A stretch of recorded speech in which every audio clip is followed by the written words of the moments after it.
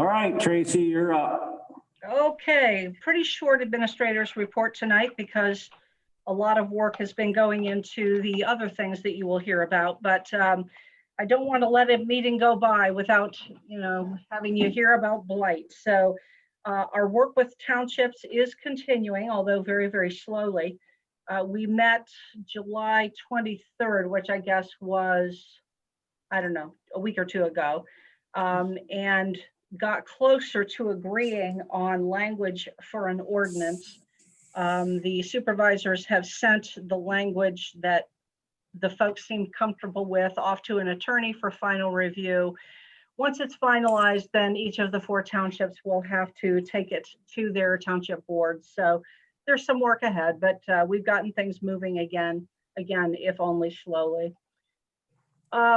Something that really is requiring a fair amount of focus and time here is that it's summer and a number of our employees are choosing to undertake summer travel, and this, along with just the general spread of COVID-19 in surrounding areas, this has brought our employees in contact with a fair number of individuals who end up displaying symptoms or who do actually test positive.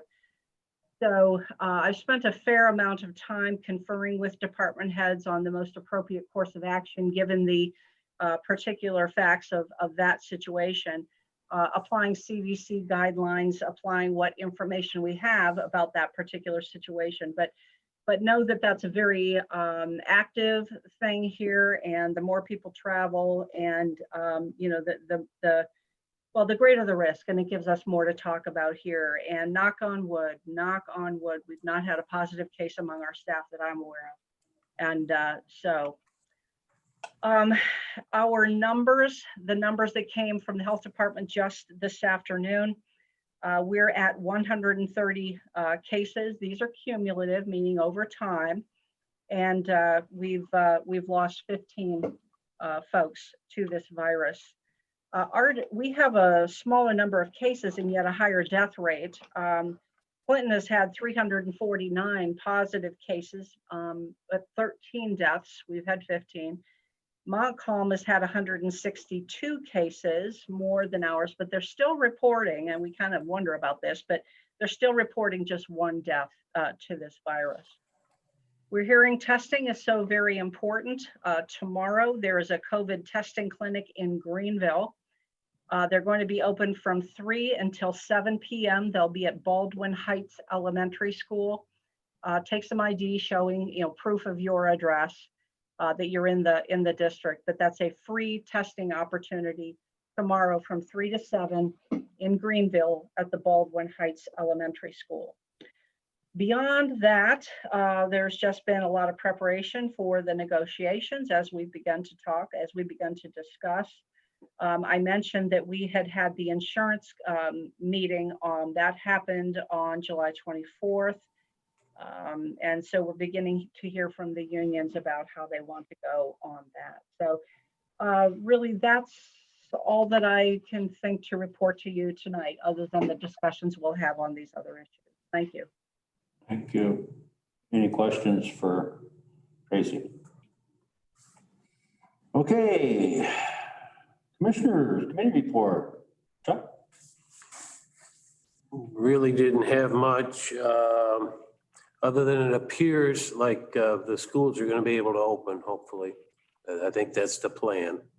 You got 25 days or 23 days or whatever. Alma's going to start like on the, I think St. Louis the 31st and Alma the week before, not on Monday, but on Tuesday. Good. No meetings. Okay. We've had a couple, 3 meetings. In North Shade and New Haven, the windmills are going up. They just had some training here a couple of weeks ago. I think the sheriff's department, some of them are involved in any accidents on installing, putting these things up. It's my understanding they have people trained there that will bring the person down if they're injured, and then our people will take over.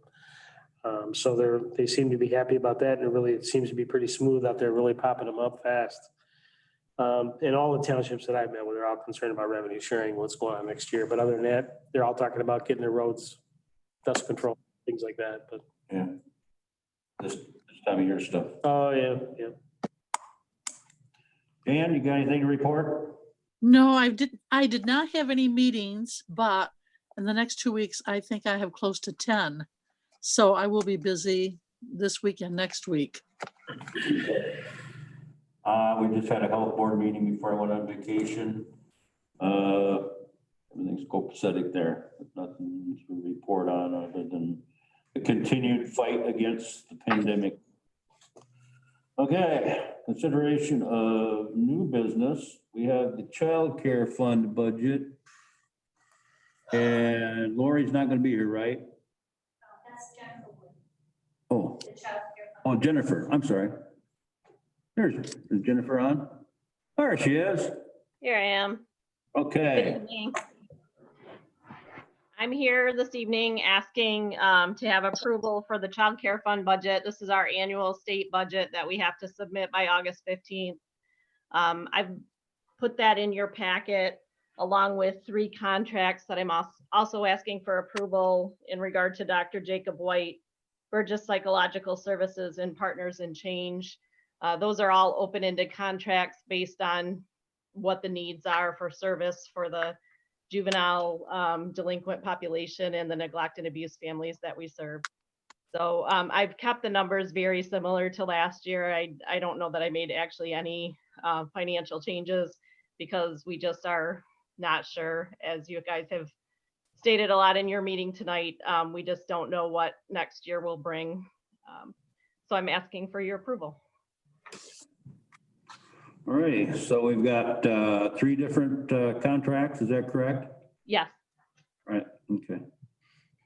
So what's your pleasure, folks? We got the CCF 21 and the CCF 21 9004, 0304 and 9001. No, actually, Commissioner Bailey, so I need the child care fund budget is the whole front of the packet. Begins with the 2091. We just need those, the overall budget approved. And then Okay. attached at the end of the budget are the 3 contracts for the services that need to be approved. And I, So by approving the CCF 21 29 001, we approve them all? the contracts are contained in the budget. So yes, if Okay. that's the way you want to handle it. Okay, sounds good. So moved. I'll second. Okay, moved and supported. Any other discussion? All in favor signify by saying aye. Aye. All those opposed, motion carried. Thank you, Jennifer, for hanging Thank in you. there. Thank you very much. Yeah. Okay. Where are we at next here? Child care, coronavirus, emergency supplement funding application. Is that Chris? It is. It's a new board meeting and I bring to you new grant opportunities. Just like before, these were kind of tossed out pretty quick. There are 3 opportunities here for grants, one for the court system, one for the sheriff, one for the prosecutor. These are allotted amounts that the state has decided that could come to Gratiot County should we apply for it and show a plan for the use of it. The grant period covers expenditures from the beginning of March this year to the end of next fiscal year. This is our first opportunity to get grant funds and use it in the future. Everything so far that we've applied for, we've had to have already spent the money and asked for reimbursement. However, this will be a reimbursable grant also that we have to file quarterly for to get our reimbursement. Every quarter, we'll have to tell them what we spent, they approve it, they send us their money back. So on behalf of the courts, the sheriff and the prosecutor, I'm asking that the board allows us to apply for these grants. If you have any questions, want any more information, I'll be happy to talk to you about it. Okay. We like free money. Yeah. Is that a motion? It is, so moved. And thanks for being on top of this, Chris. This is, I have friends that work in other states and cities and counties. And the other states are not making this money available to the local government. So we're pretty lucky here in Michigan. Okay, so we got a motion. Do we have a support? Support. Supported. Any other discussion? All in favor signify by saying aye. Aye. All those opposed, motion carried. There you go, Chris. Thank you for all your work. Thank you. Okay. Gratiot County Department of Health and Human Services, Lori Teal. Lori's not gonna be here tonight, right? We're just gonna have to take care of what she wanted, and now I gotta find in this. She's got 3 contracts. Yeah, I think it's approval of those contracts. Okay. So I gotta, oh, this is really fun to work. I'll tell you. I gotta go back to the contracts. All right, I'll get there. Just bear with me. Okay, we got contracts highlighted. I thought those, Want me to read them out? please, these The things. CCF 21-29003, the Highfield Year 21 contract. The Child Care Fund, CCF 21-29004 contract. And the Third Children's Services, the CCF 21-29001. Okay. Everybody have a chance to review her memo? I think it was in the packet, so I assume we did. And these are things that we do every year. It's a normal thing for the budgeting process. I like, because I remember looking at these years ago and the hourly is not cheap. It's like 91.50 one of the contracts, but it hasn't gone up. No, they haven't It's changed it. about the same, so. What do you want to do? I move your approval. Support. Moved and supported. Is there any other discussion? All in favor signify by saying aye.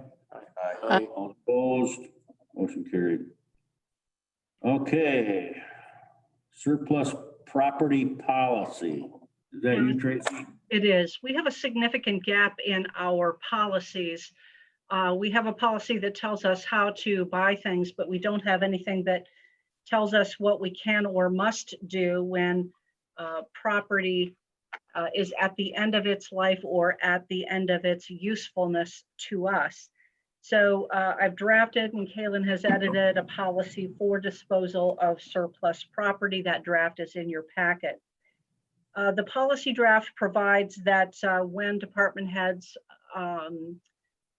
want to dispose of some property, they are to contact Kaylin, and she will consult with them about the proper procedures just to make sure that this gets done properly.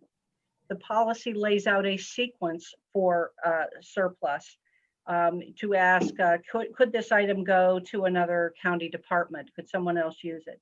Can we auction it? Well, must be auctioned if it can be, to bring some revenue back to us. If it can't, if no one else can use it and it isn't suitable for some reason for auction, this policy indicates that we can gift it to a nonprofit. And then the policy specifies how the proceeds, if any, are to be directed. So I'm requesting your approval of this policy. It's been a gap for some time. After you approve it, I'll assign it a policy number. I'll get it posted on the website and I'll distribute it to all employees. I would like to say something on this.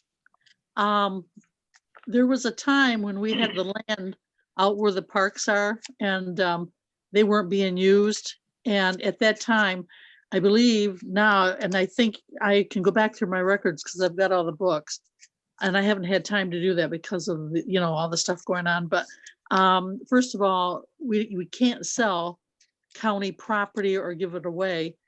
Normally what we do, especially, is this the property you're talking that's out in the industrial park? I'm That's, not talking about real property. I'm talking about personal property. So I'm talking about stuff, not Stuff. land. I'm talking about stuff. Yes. Stuff. Desks Oh. or Oh, desks or okay. copy machines or old computers. I see. Okay, because I read this and I thought, I mean, in my mind, I kept thinking it was property or land, because didn't you say I thought there was on here that we'd get $190 per acre or something, or is that? That goes, That's for That's the a farm. that's a different issue. Right, that's the agenda item about the county farmland lease bids. That's coming up next, Jan. The Okay. policy itself, under definitions, it defines county-owned property as property that is owned by the county exclusive of land and buildings, meaning it does not apply to land and buildings. Okay, so Applies you're to talking stuff. about computers and all that kind of stuff then, right? I'm talking about stuff, desks, chairs, tables, computers. I thought they used to always just put it up for auction or, anybody that wanted it in the courthouse. Number one, the problem with just saying any county employee can buy something or just take it, the optics of that to the public are just awful. And we're not giving everyone, it's not an even playing field for acquiring these things. Number two, some people may be, and I think there are a couple of departments that are auctioning certain things, but there's no policy that says they have to do that. So, I think we've been running on luck here that there hasn't been some disposition of some piece of county property and someone saying, wow, I would like to have had that nice quarter sawn century old oak desk that I just saw your employee walking out the back door with. I can't believe we haven't had that come up yet, so. Yeah. Yeah, no, I think this is great. And Jan's right, in the past, I know, that it was, well, somebody internally purchased it for X amount of money or, somebody just took it home and that wasn't right. And I think the last couple of years, we have encouraged people, to sell it, to put it on the state auction site. But it's better to have a clear policy. And then there isn't that perception or the rumor that, well, they got a computer, somebody got a computer because the office bought a new one and then they just took the old one home. That's not how we do business. I think it's a good policy. I think it's a good policy for our staff also to say, contact this lady. She's going to get rid of this stuff for you. Right. Because then So that way there it goes to this lady and then you only got one person to say, whether she said, I never saw that computer or I put it up for auction and George bought it was the only bid or something, And everybody in the county had a shot at it. This is also kind of a backdoor property inventory system because our property is largely not inventoried. We don't have tags, inventory tags on every computer, every desk and so forth. So, we will just need to record very carefully what gets disposed of and how. Code. Everybody had to be accounted for. Well, the other question so would you be hiring someone to do this or would it be some department or how you looking at this? We have a procurement officer, Jan, and she would be taking care of it. And this references working through the procurement officer. That's Kaylin Lombard. That's Kayla. Okay. okay. So All right. this is just a policy. Is there any other questions? Do I have a motion? Support. Moved and supported. Any more discussion? All in favor signify by saying aye. Aye. All those opposed, motion carried. All right, we have before you a handout that I got. Buddy, and this is on the property out in the South Industrial Park that the county does own the property. And around that property, we have farmland. Within the property, well, it's the total of the county property anyway. And we sent that out to bid. And Tracy, take it over. Yeah, 3 years ago, this board extended the lease of the county farmland. That lease was then held by Dave Becker you extended it for another 3 years. You did direct at that time, however, that a competitive process be done near the end of the expiration of this lease. And that is what has been done. Included in your packet are the solicitation materials, so you can see how that was done. By way of advertising, Kaylin placed an ad in the Gratiot Herald. It ran for 2 weeks. We posted this on our website, but we also worked with MSU Extension. They sent it to 3 of their agriculture educators for distribution throughout their networks. They also sent it to the Farm Bureau regional rep. So we tried to reach the sources that reach farmers. In spite of all that outreach, we received just one bid. It again was from Mr. Becker. He bid $190 per acre. That is what he's paying under his current lease. Now, Sam and I were discussing this last week a little bit and what the fair market value is. Sam offered a figure, but what we have done each year is we look at the resource that MSU Extension directed me to a few years ago. I can't find my note on that. There it is. It's the MSU College of Agriculture and Natural Resources, Chris Wolf, the 2018 Michigan agricultural land values. So this, it's not 2020, but it's the most current resource that we have. And again, we've tried to work, well, we have worked through MSU, consulted with them and utilized their resources to determine what we think a fair value is. What I have shown, what are the two pieces of his report that I have provided to you is one, a table showing average agricultural land values and rental rates in 2018. Corn, Mr. Becker is growing corn out there. We do not know if it is tiled. Kaylin called Bernie at the drain office. They just don't know. Water seems to flow and drain just fine out there, but we just don't know if it's tiled or not tiled. If you figure, however, that we are in the southern lower peninsula, or even if you just use the Michigan rate overall, even the highest tiled rate is $170 per acre for a lease or rental. So we think we're in the ballpark balancing all of the figures. The second page that I provided you is just a graphic representation of what the table told you. So with that, I would ask if you are prepared to grant this lease or approve this lease to Mr. Becker for a period of 3 years at $190 per acre. And on the same payment schedule as now, he pays twice a year. I think it's a certain payment by the end of August and another sometime in December. He's been keeping up with his payments. So that's what I have on that issue. Okay, thank you. All right, so we have before you. I'll have a contract. It's in here. Oh, is it in there? Draft, it says draft. Flipping from live to whatever. Okay. You have in your packet a draft Yeah. lease. It's pretty much what we used last time, although every time we look to renew or to do anew a lease doc, we always check it over and we always squiggle away at something. So it's essentially the same document. All right, very good. What's your pleasure? Well, I think we've done a great job getting the word out, and if we hadn't, and we only got one bid on anything, I'd say, well, maybe we need to put it out there again, but I think Only got so many. it is, I think we probably, it is what it is. So I move that we accept and obviously they've been good tenants and pay their bills, so I move we accept the bid for Becker Family Farms for $190 an acre for 3 years. Or Home support. Any other discussion? All in favor, signify by saying aye. Aye. All opposed. Okay, motion carried. Okay, the next thing is a consideration of appointment board of canvassers for the Democratic Party. And you have in your memo, I have a recommendation. Kathleen Timmons? Or you talked to Kathleen Timmons? We have a recommendation from the president for the Democratic Party to appoint Carolyn Ross. Oh, Kellen Ross, okay. That's it? Okay. I move we appoint Carolyn Ross to the canvassing board. Support. Discussion.